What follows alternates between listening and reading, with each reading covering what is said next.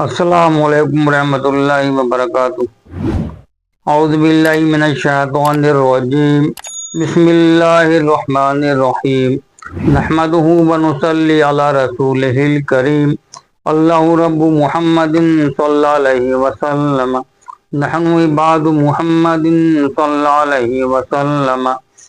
کتاب کا نام سیرت مصطفیٰ صلی اللہ علیہ وسلم، مصنف شیخ الحدیث حضرت علامہ مصطفیٰ اعظمی رحمۃ اللہ علیہ۔ ناچی سید شبیر عالم صابری، تاجدار دو عالم بدر کے میدان میں حضور صلی اللہ علیہ وسلم نے جب بدر میں نزول فرمایا تو ایسی جگہ پر پڑاؤ ڈالا کہ جہاں نہ کوئی کنواں تھا اور نہ ہی کوئی چشمہ، اور وہاں کی زمین اتنی ریتیلی تھی کہ گھوڑوں کے پاؤں زمین میں دھنستے تھے۔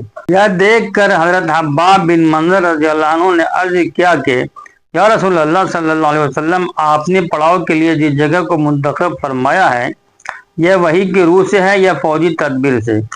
آپ نے فرمایا کہ اس کے بارے میں کوئی وحی نہیں آئی ہے۔ حضرت حباب بن منظر رضی اللہ عنہ نے کہا کہ پھر میری رائے میں جنگی تدابیر کی روح سے بہتر یہ ہے کہ ہم کچھ آگے بڑھ کر پانی کے چشموں پر قبضہ کر لیں تاکہ کفار جن کنووں پر قابض ہیں وہ بیکار ہو جائیں، کیونکہ انہی چشموں سے ان کے کنووں میں پانی جاتا ہے۔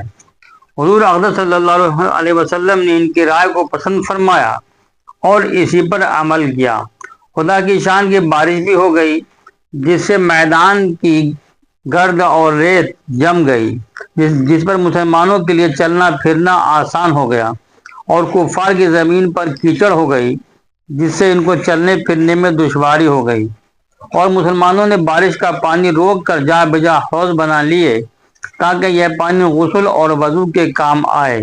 اسی احسان کو خداوند عالم نے قرآن مجید میں اس طرح بیان فرمایا ہے کہ اس کا اردو ترجمہ یہ ہے: اور خدا نے آسمان سے پانی برسا دیا تاکہ وہ تم لوگوں کو پاک کرے۔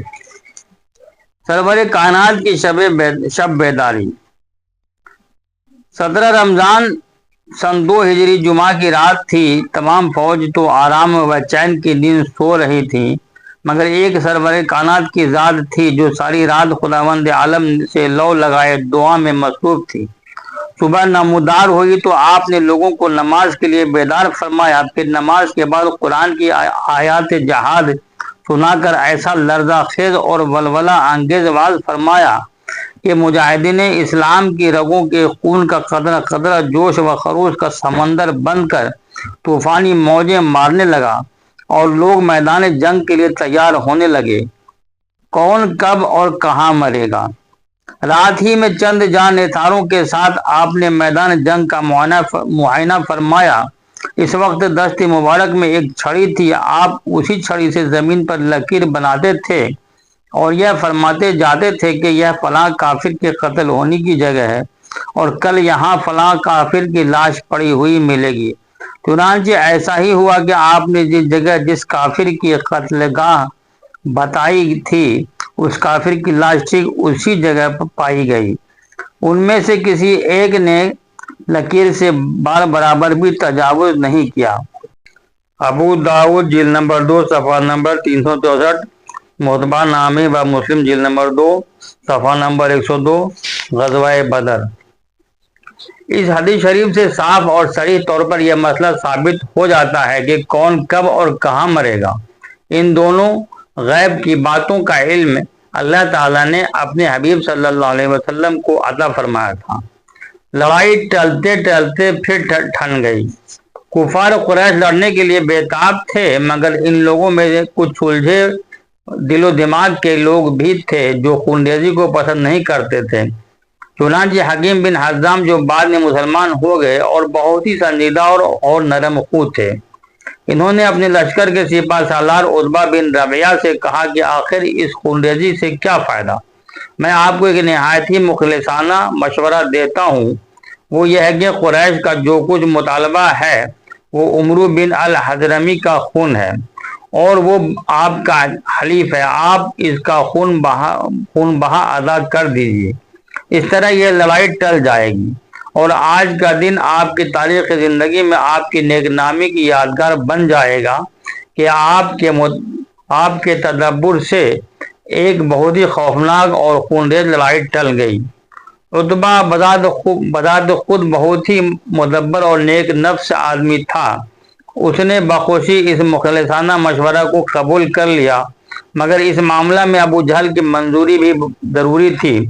چنانچہ حکیم بن حزام جب عتبہ بن ربیعہ کا یہ پیغام لے کر ابو جہل کے پاس گئے تو ابو جہل کی رگ جہالت بھڑک اٹھی اور اس نے ایک خون کھولا دینے والا طعنہ مارا اور کہا کہ ہاں میں خوب سمجھتا ہوں کہ عتبہ کی ہمت نے جواب دے دیا، کیونکہ اس کا بیٹا حذیفہ مسلمان ہو کر اسلامی لشکر کے ساتھ آیا ہے، اس لیے وہ جنگ سے جی چراتا ہے تاکہ اس کے بیٹے پر آنچ نہ آئے۔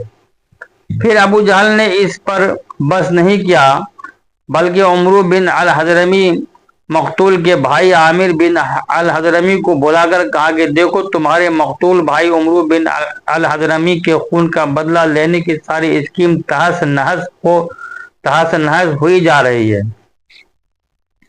کیونکہ ہمارے لشکر کا سپہ سالار عتبہ بزدلی ظاہر کر رہا ہے۔ یہ سنتے ہی عامر بن الحضرمی نے عرب کے دستور کے مطابق اپنے کپڑے پھاڑ ڈالے اور اپنے سر پر دھول ڈالتے ہوئے واہ عمرہ کا نعرہ مارنا شروع کر دیا۔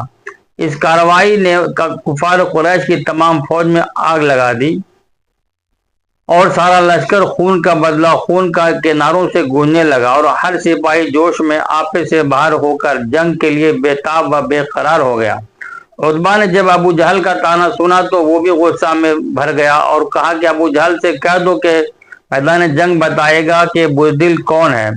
یہ کہہ کر لوہے کی ٹوپی طلب کی، مگر اس کا سر اتنا بڑا تھا کہ کوئی ٹوپی اس کے سر پر ٹھیک نہیں بیٹھی، تو مجبوراً اس نے اپنے سر پر کپڑا لپیٹا اور ہتھیار پہن کر جنگ کے لیے تیار ہو گیا۔ مجاہدین کی صف آرائی۔ 17 رمضان 2 ہجری جمعہ کے دن حضور صلی اللہ علیہ وسلم نے مجاہدین اسلام کو صف بندی کا حکم دیا۔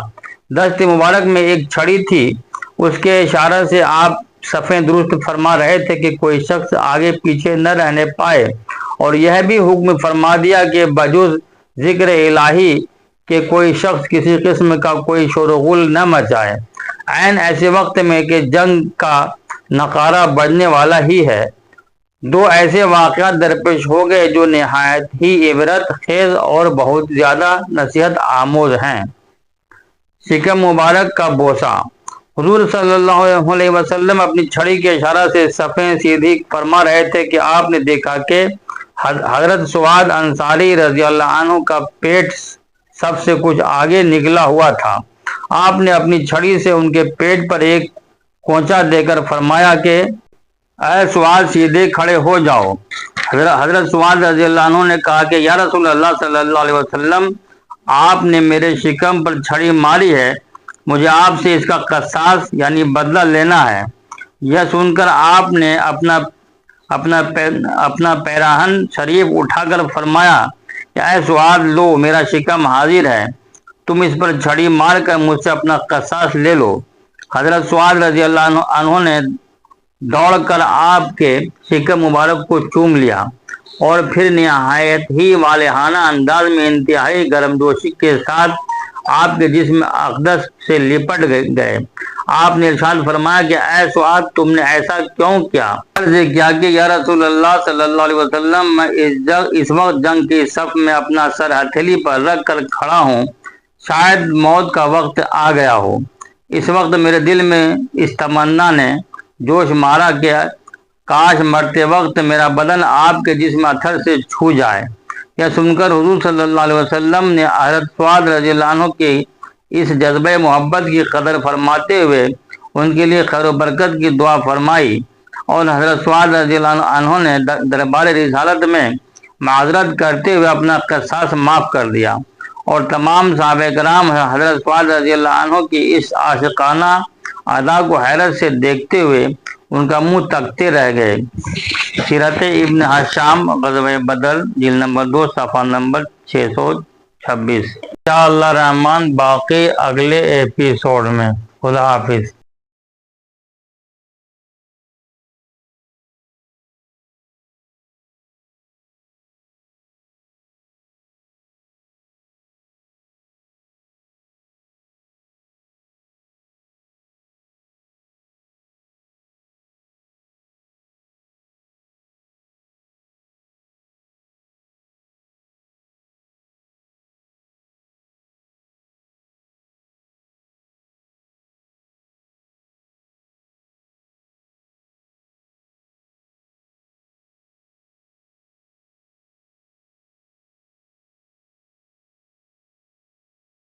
ہم کو صرف خدا کی مدد درکار ہے۔ مسلم باب ابو فابا العہد جلد نمبر 2 صفحہ نمبر 106۔ ناظرین کرام، غور کیجیے، دنیا جانتی ہے کہ جنگ کے موقع پر، خصوصاً ایسی صورت میں جبکہ دشمنوں کے عظیم الشان لشکر کا مقابلہ ہو، ایک ایک سپاہی کتنا قیمتی ہوتا ہے، مگر تاجدار دو عالم صلی اللہ علیہ وسلم نے اپنی کمزور فوج کو دو بہادر اور جانباز مجاہدوں سے محروم رکھنا پسند فرمایا، مگر کوئی مسلمان کسی کافر سے بھی بدعہدی اور وعدہ خلافی کرے اس کو گوارا نہیں فرمایا۔ اللہ اکبر! اے اقوام عالم کے بادشاہ ہو، للہ مجھے بتاؤ کہ کیا تمہاری تاریخ زندگی کے بڑے بڑے دفتروں میں کوئی ایسا چمکتا ہوا اوراق بھی ہے